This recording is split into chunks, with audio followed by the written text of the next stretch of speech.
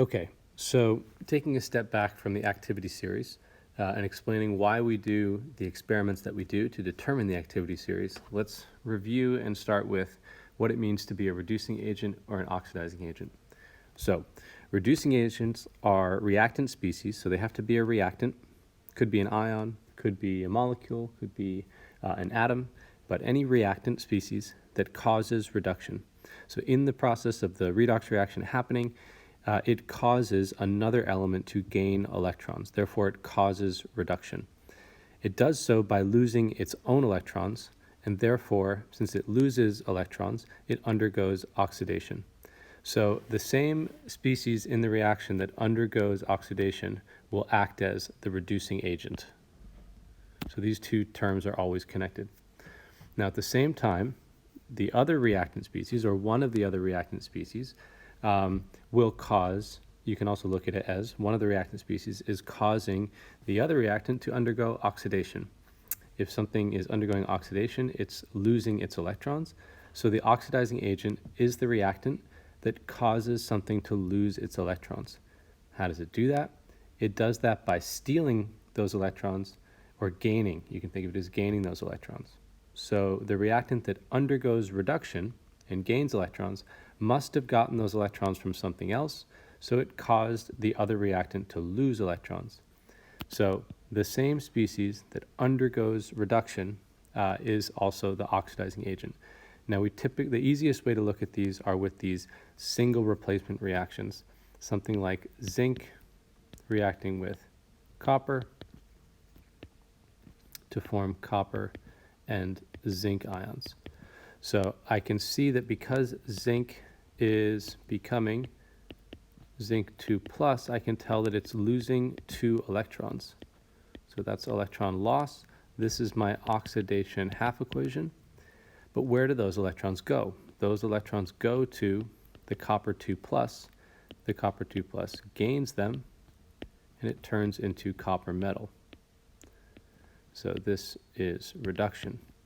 Okay, but so the copper 2 plus is getting reduced, and what's causing it to get reduced is the zinc. So the zinc is the reducing agent. If you think of it more directly, these electrons are going from the zinc to the copper 2 plus. So the zinc is causing the copper 2 plus to get reduced, therefore the zinc is the reducing agent. Or one other way to look at it, and in terms of this agent action, is the copper 2 plus is stealing the 2 electrons from the zinc. And so the copper 2 plus is causing the zinc to get oxidized. So we say that the copper 2 plus is the oxidizing agent.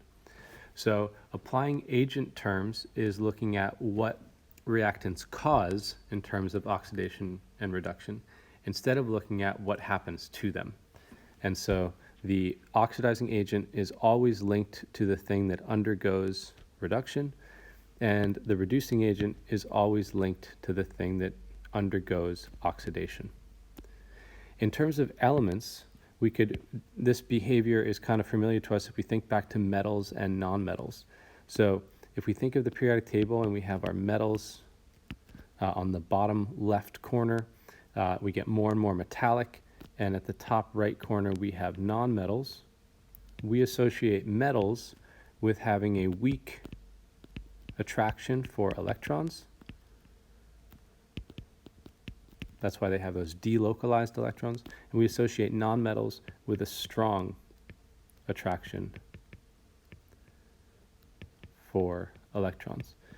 And so in terms of these types of agents, we'd expect metals to be reducing agents because they readily lose electrons, so they readily cause other things to gain electrons and get reduced. So they cause things to gain electrons. They cause reduction. So metals are reducing agents because they tend to lose electrons. And nonmetals are oxidizing agents because they tend to gain electrons.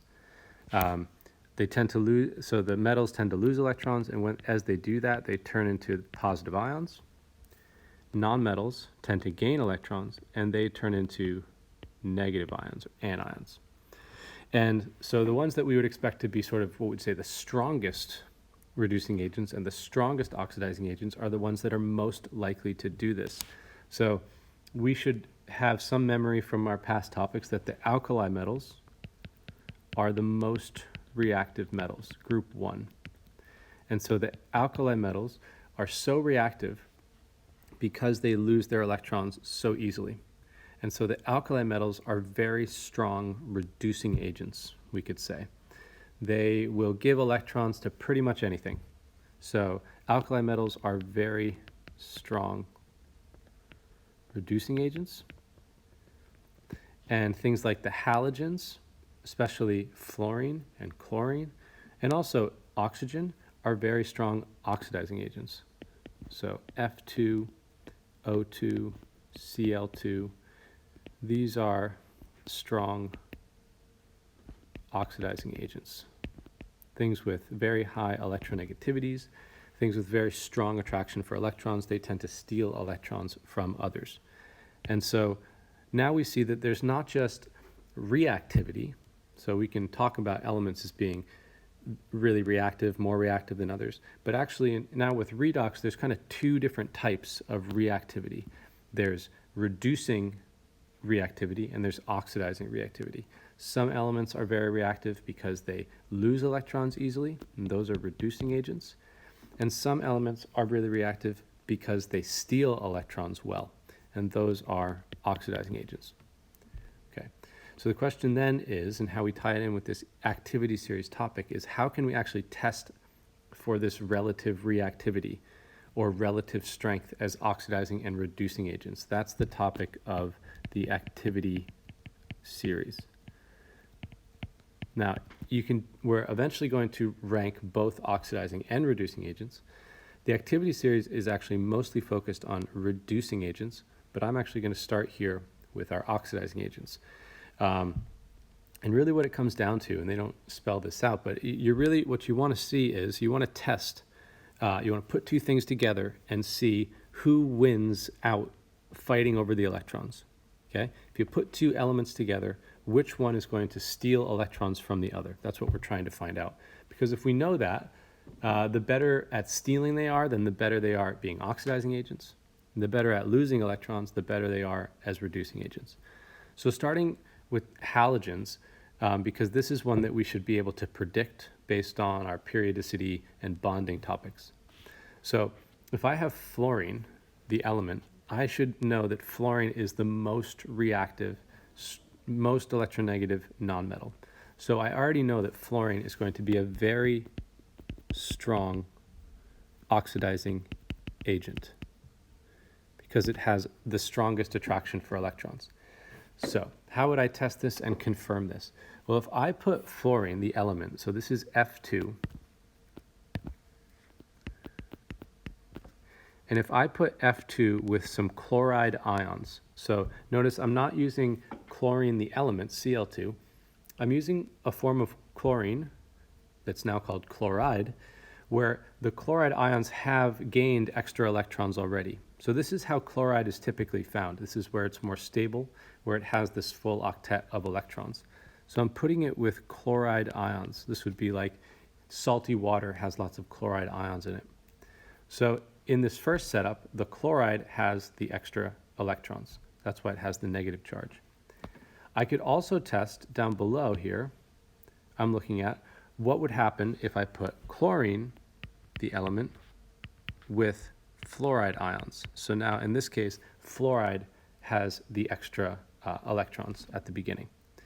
Okay, well, we kind of know going into this that fluorine has the stronger attraction for electrons. We associate fluorine with the highest electronegativity, the strongest attraction for electrons.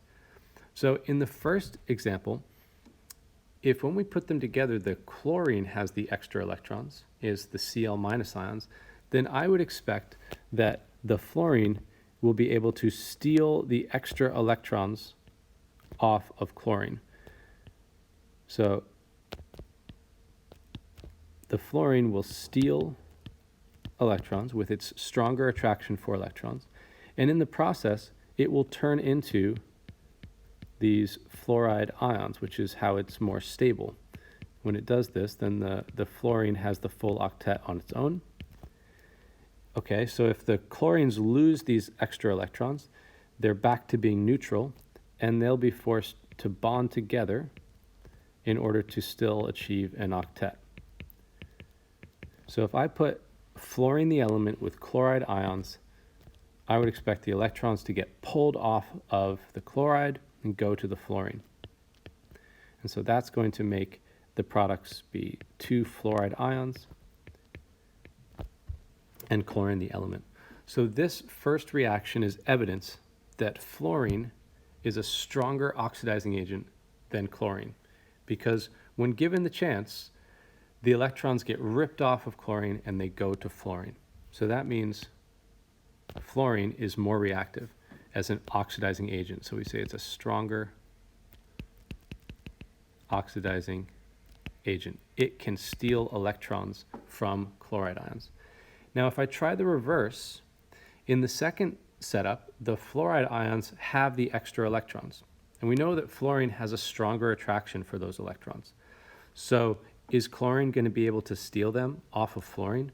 No, it can't, because the fluorine attracts them stronger. So those electrons are going to stay on the fluorine. And in this situation, nothing is going to happen. So in this one, there's no reaction. This is not a spontaneous reaction. So once again, this is further evidence that fluorine is the stronger oxidizing agent, because and that chlorine must be a weaker oxidizing agent, because, let me write it, because chlorine can't steal electrons from fluorine. So I've seen that fluorine can steal electrons from chlorine in the first one, which is evidence that it's a stronger oxidizing agent. And then when I try the reverse, I see that chlorine can't steal electrons from fluorine. And so both of those things together help me rank these two elements in terms of their oxidizing strength. Fluorine being a stronger oxidizing agent and chlorine being a weaker oxidizing agent. So I'm putting an element with another similar element's ion, and I'm seeing where do the electrons go? Who wins the fight for the electrons? That's how we do it with nonmetals. And then we're going to do something similar with metals. So the classic way to determine metal reactivity and reducing strength is, once again, put a metal with the metal ions of another metal. Now, the easiest way to have metal ions is for them to be aqueous. Same way for these nonmetal ions would be aqueous, some solution that contained those ions. Okay, so I've got metal A and I've got metal B. So here's how we test which metal is more reactive, which one's a stronger reducing agent. So again, the stronger reducing agent is the one that is better at giving away electrons, that is better at losing electrons. So if in this first test I put a piece of A, this is metal A, so I've tried to draw a bunch of metal, of A atoms all stuck together in a piece of metal. And so I put a piece of metal A into a solution, an aqueous solution of B ions, so B plus, we'll just call it B plus. So if I put these things together, right now the A atoms still have their valence electrons on them. So all of these guys have delocalized valence electrons moving around on the surface of the A. Now, if I put them with the B plus, let's say in this case a reaction happens. So B plus is able to pull these electrons off. And what does that produce? Well, if this reaction goes to completion, then afterwards all of the B pluses will have turned into Bs. So they'll have turned into B atoms because they've now gained electrons. And as the A atoms lose electrons, they will turn into A plus ions. And when they do that, they'll sort of dissolve off into the solution. So I've gone from having A solid and B plus aqueous, and afterwards I'll have made B the metal, B solid, and the A will have dissolved off into this ion form. So the reaction that's happening, the spontaneous reaction that's happening, is A plus B plus. I put them together, and we end up forming the other metal, and the first metal ends up in the solution. And so this is called a single replacement reaction. The metal and the ion have swapped places from solid to aqueous. And so I can see that in this case, A loses electrons to B plus. So in this case, A, the metal, is acting as the reducing agent. So A is able to reduce B plus, not B, but B plus, its ion form. Now, if I look at the reverse, let's see if this would happen. Well, again, it's a fight over electrons. So notice in the first one, who ends up with the electrons is B. They started on A, but they're going to end on B. So it turns out B has a stronger attraction for electrons. A has a weaker attraction for electrons. Therefore, that's why A is able to reduce B. That's why A is a stronger reducing agent. So that means when I test this second combination, we already know from the first test that B attracts electrons more. So if I look at this one, the B is starting out with the electrons. It's got the valence electrons on it because it's in its metal form, and the A plus doesn't have the valence electrons. Well, in this case, I can predict that nothing is going to happen. There'll be no reaction. And that should make sense because in the first one, we saw that the B had the stronger attraction for the electrons. That's why it stole them. The B plus ion stole them and it became B metal. So if the B has the stronger attraction for electrons, then the A plus ions won't be able to steal them off, and so no reaction will happen. So B has the stronger attraction for electrons compared to A. So A plus cannot steal them or oxidize B, and B cannot reduce A plus. So of the two, so we've just compared these two elements, A and B, and we've seen that only one combination works, that only one combination spontaneously reacts. A with B plus reacts, and B with A plus does not react. And so from this, I can rank these elements for their reducing strength. So I would say that A has proven itself to be the stronger reducing agent. When put together, electrons leave A and they go to B plus. And so the way we organize these things in our activity series is we rank reducing strength up the right-hand side. And so A ranks higher than B in terms of reducing strength. A is able to reduce B plus ions, and B cannot reduce A plus ions. So A is the stronger reducing agent. And it works out when we do it this way. If we place their ions across from them, we actually end up ranking oxidizing strength on the left-hand side.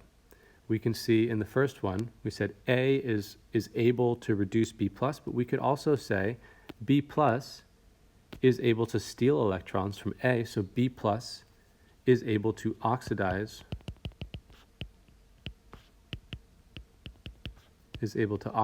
A, and we know that A plus cannot oxidize B, so at the same time that A is the stronger reducing agent, B plus will be the stronger oxidizing agent. And so the spontaneous reactions, things that will occur when we mix them together, things that will naturally occur, is when we put the stronger reducing agent with the stronger oxidizing agent. And so this is the direction that electrons will spontaneously travel when we arrange our elements this way. from higher up on the right, stronger reducing agents, electrons will naturally be given away by stronger reducing agents like A, down to stronger oxidizing agents like B+. And they will not go, B cannot give electrons up the series. This will not happen. So electrons can't be given from B up to A+. And so by continuing to test elements in this way, we can create an entire ranking of reducing agents on one side and oxidizing agents on the other side. And this will allow us to predict whether or not combinations of reactants will spontaneously react or not. So this is why we put elements with the ions of other elements, and what we're doing is seeing where do the electrons go, which elements are able to lose electrons to others, which elements won't react, which elements will hold on to their electrons and won't react. And so that's how the theory behind why this is the way that we test elements to determine their relative reactivity, their relative reducing and oxidizing strength.